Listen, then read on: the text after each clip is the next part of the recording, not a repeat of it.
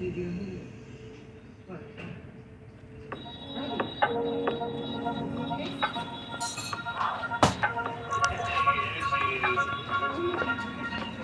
there's one part I'm going to try to get it all done before we have the break.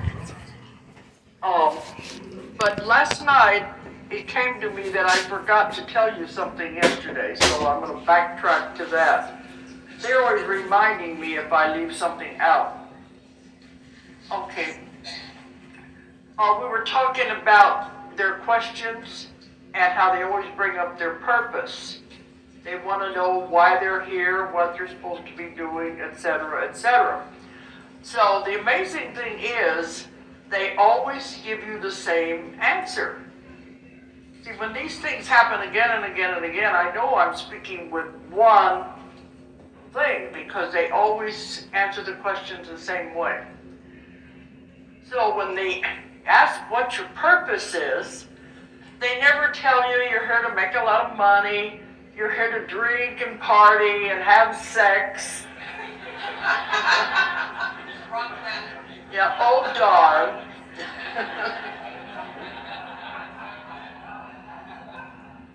They always say the same thing. You're here to help each other. You're here to help people.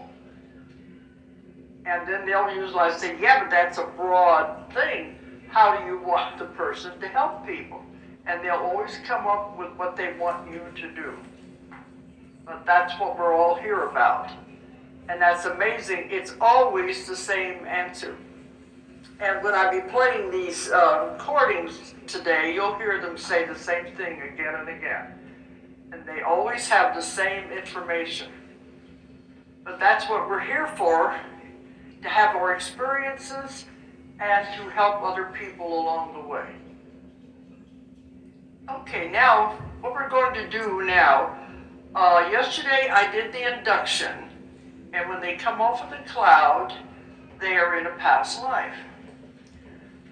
And we're going to take it from there, a simple past life, just to show you how this goes. Now, one thing, when the client is in there, they told me to always tell the client, 90% of what happens today during the session is up to you, the client. I'm just a facilitator, but it's up to the client what happens. Be surprised how many come in who say they want help, but really they don't. And sometimes they don't even know it consciously. But they want me to do all the work. But they said it's actually up to the person. I can't make anything happen. I can't make them change because it's all free will. But many of them do come in expecting all these grand and grandiose things, but they're the most important part of the whole thing. They have to want to change. They have to want the answer. They have to want the healing. And many of them, I found out as we go along, really don't want the healing. And you'd be surprised to hear that, but some of them don't. If they are benefiting in any way from being sick, they're not going to release it. And they're not going to admit all of that. But you all know people who have illnesses and they're sick, and that's all they talk about. I gotta go to the doctor, he's gonna give me these new medications. My mother used to get dressed up to go to the doctor. It becomes their identity. All they talk about is what's wrong with them, their new illness. If you were to take it away, they don't have anything. They don't have any identity because they become that illness or affliction or whatever it is. So many of them don't really want to release it. And this is not conscious. It's always on that other level. And that's what I said. I have found many cases of them, if they are benefiting, they're getting anything out of being sick, it's harder for them to let it go. It takes a lot of work. The subconscious will do its job, It will heal them miraculously and say it's done. And then after the session's over and we're sitting there talking, well, I do feel better, but I know it's not going to last. I've been sick all my life. It can't be that easy. So see, they turn it off. But in cases like that, it's not our fault, it's their free will. We can't go against that. So we're going to have that happen. But that's what I always tell them, especially if they're coming in with serious illness. 90% of what happens here today is up to you. You have to be willing to cooperate. But even if it's not illness, they come for all kinds of other reasons. They got karmic reasons, they've got family problems, they've got job problems. Whatever their problem is, I'm just supposed to help them with that. But, well, they come in, especially if they've read my books. They're expecting convoluted universe material. Now, that doesn't always happen. 90% of the past lives we're going to go through are what I call digging potatoes lives. I'll explain what I mean. Simple, ordinary, dull, boring. There'll be a farmer out in the field digging potatoes. There'll be just the simplest life you can think of where nothing is happening. But 90% of the people today, are just ordinary lives. Not very many of you are going to get your names in the headlines in the newspaper. Most of us are just going day by day by day, living a life. That's what most of the lives down through history were. Just ordinary people going about their lives. And I've had some clients be very disappointed afterwards. They'll say, well, I sure wasn't a pharaoh in Egypt, was I? But the pharaoh in Egypt life might not have been what they needed. It might not have been what would benefit from them. The simple, ordinary, boring life will always have something in there that relates to their life now. And that's what they pick the most appropriate thing for them to see. And I never know what it's going to be. They know. And I trust them to bring it out. And sometimes in the middle of the session, I'm thinking, what does this have to do with anything? Because all the interview we were talking about, all their life, their circumstances in their life, what does this life have to do with anything? But before it's over, it makes perfect sense. Because they know which one they're supposed to see. And afterwards, they might tell me that one thing I said was the key to everything. A lot of times in the simple, boring life, it may be family relationships in that life. And they've carried over into this life. But I can't judge because I am not the one who's directing the whole thing. But they get disappointed because they want this wonderful material or dramatic lifetimes. And that doesn't happen that often. It's usually simple, ordinary, day-to-day lives like everybody lives. So that's mostly what you're going to get. But I always know there's some reason that the subconscious chose to have them experience that life. And they'll get more out of it than you think they will. So what I'm going to play is the one I'm going to be playing for you is how to go through a simple, ordinary past life. Now, each one is different. They have to be because they're all individual people living an individual life. They're not going to be the same, but they will follow a pattern that you have to know about so you can know how to take the person through the past life. Be prepared that it's going to change and it's going to be different with each person. The one I'm going to play for you was just a simple, ordinary case that I did. I wouldn't even have saved the recording. It's so ordinary. But it had everything in it that I wanted the class to know. All the different steps you have to go through. That was the only reason why I saved it. Because I get hundreds and hundreds and hundreds of these same ones. But you gotta know the steps to take a person through a past life. And then be prepared that each one is going to be different. But at least it gives you some kind of an outline on what to do.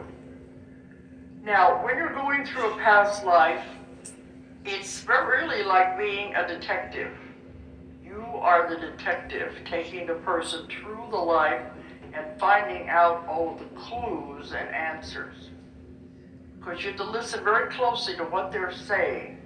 You have to figure out where they are, what time period we are in, what country, what kind of surroundings. You have to figure all that out. And you do it by asking questions. And I know somebody always comes up and says, why can't you just ask them where they are? What year this is, what their name is. You don't do that. Can you see why? What would happen if I asked them right off the bat, well, what country are we in? What year is this? What would happen? They would switch into the left brain. The left brain is what has all of that information. The data, the numbers and all of that. That's in the left brain. I don't want them in the left brain because then it'll foul everything up. I have got them in the right brain by this time, by the visualization we've been doing. The beautiful place and all of that, they're in the right side of their brain. I'm not going to have them jump back into the left side of the brain or we're going to have to start all over again. So we got to keep them in the right side by having them looking at the scene, and I'll be asking questions to tell me where you are, what does it look like around you, and things like that.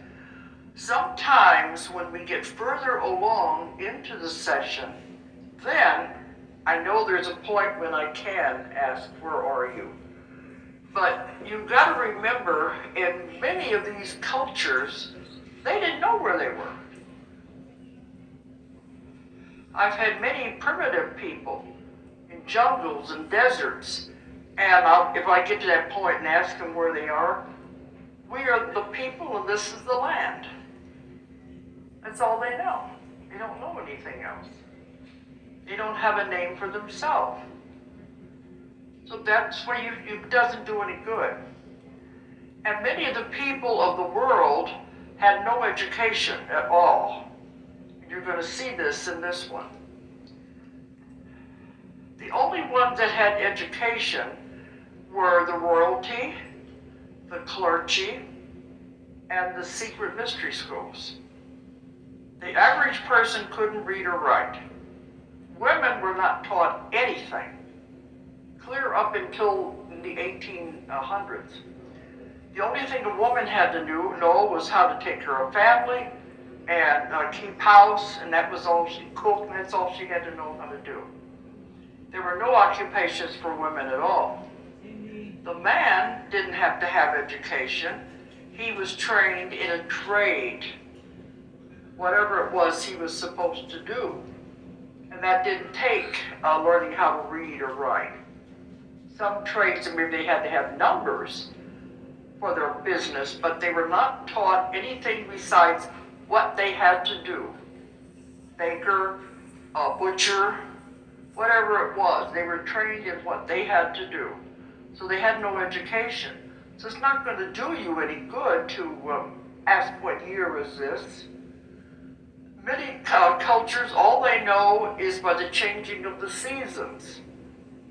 And they have no idea what year it is. So this is why, don't worry about where are we, what year is this.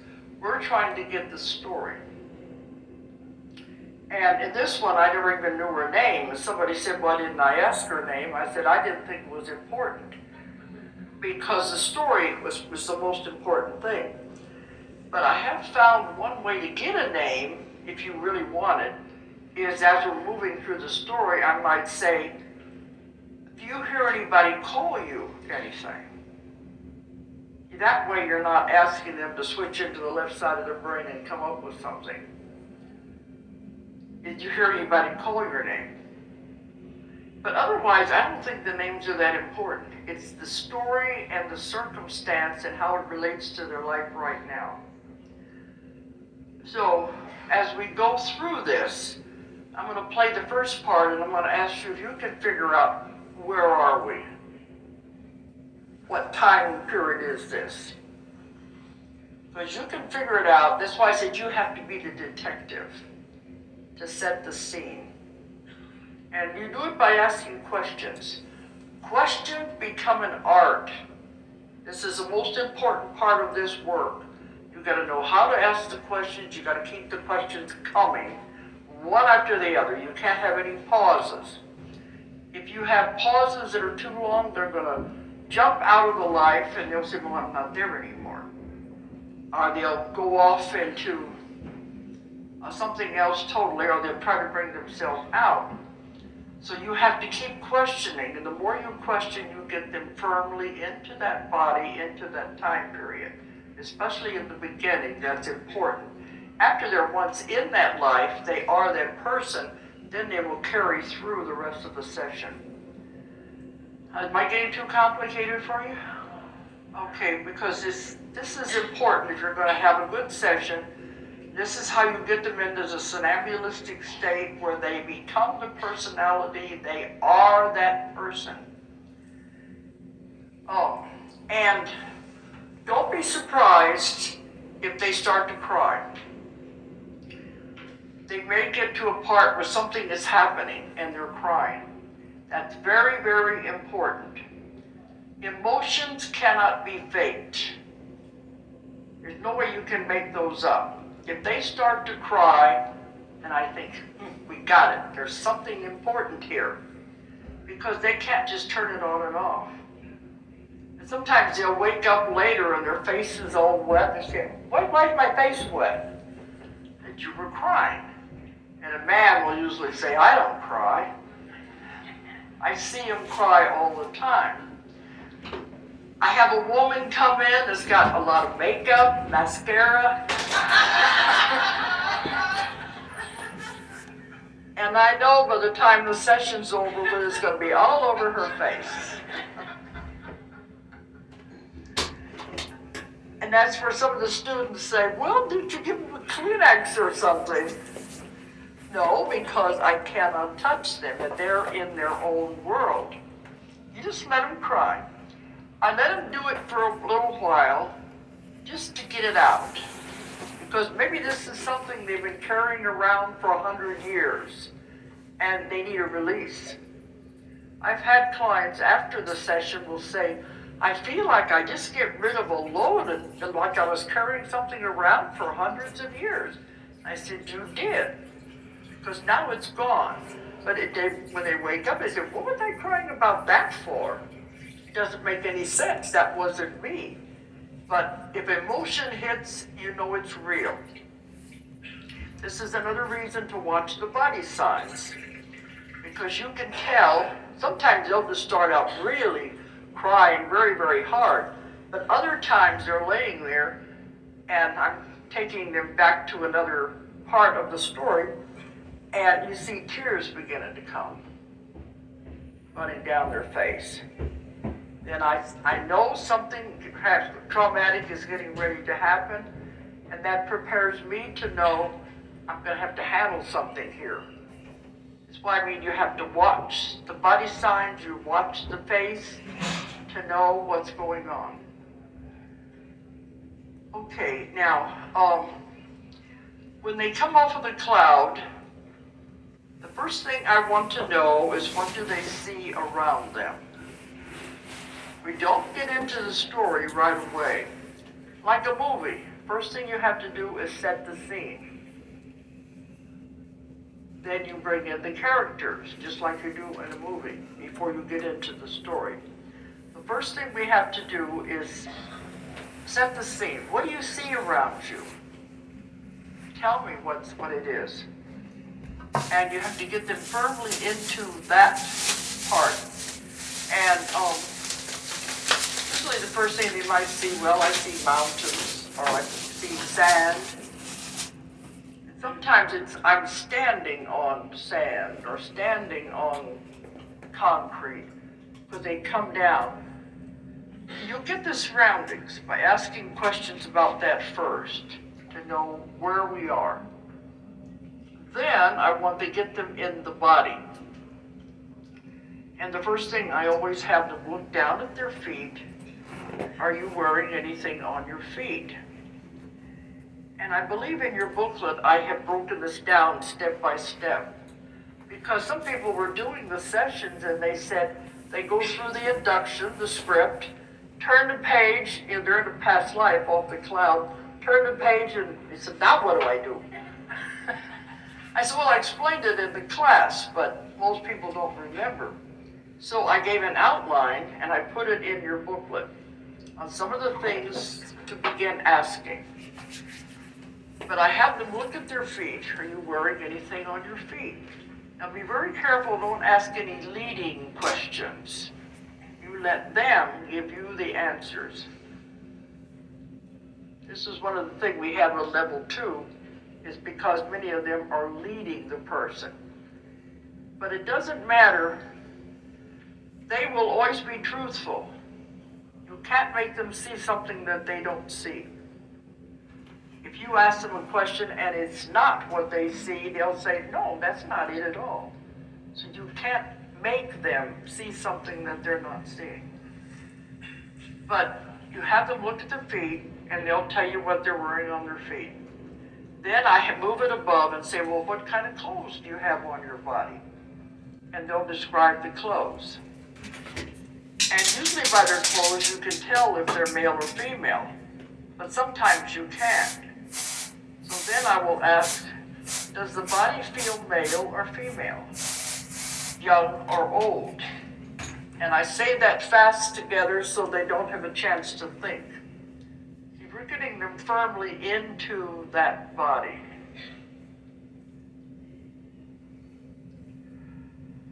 And I always want to know, does the body feel healthy? You're going to get clues from all of these things. Because sometimes if it's a man, they'll say, yes, I'm strong, I'm a warrior. Or they'll say, no, the body is very tired, it works very hard. But you're getting clues about the personality. And then one of the things I want to know is, after they describe their clothes and everything, are you wearing any kind of jewelry or ornaments on your body?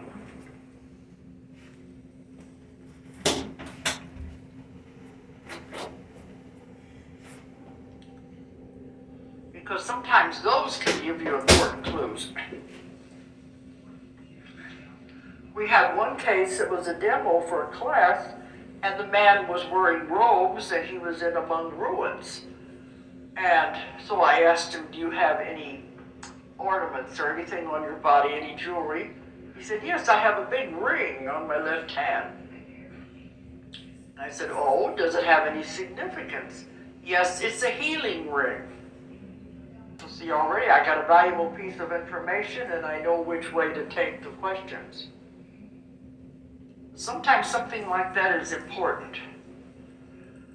And also you can get their social status by if they're wearing a lot of fancy jewelry or they're not wearing any at all. See what I mean? Okay, this is broad, but it's to give you an idea. Then the next thing I want to know, are you carrying anything? On your body or in your hands or anything, are you carrying anything?